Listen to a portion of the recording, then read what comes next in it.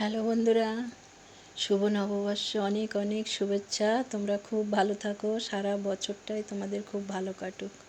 দেখো কি রান্না করেছি, গরম ভাত আর আছে ছোট্ট সোনার জন্য একটু ফ্রাইড রাইস করেছি অল্প করেই। আর ও চিকেন কষা খাবে, তাই ওর জন্য চিকেন কষা।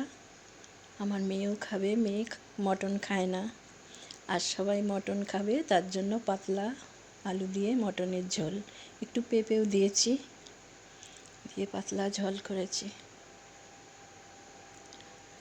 আর আছে আমের চাটনি, দেখো আমের চাটনি করেছি, গরমে তো খুব ভালো লাগবে। এটাই আজকে দুপুরের মেনু। বন্ধুরা, কেমন লাগলো? ভালো লাগলে আমার পাশে থাকবে, একটা সাবস্ক্রাইব করবে।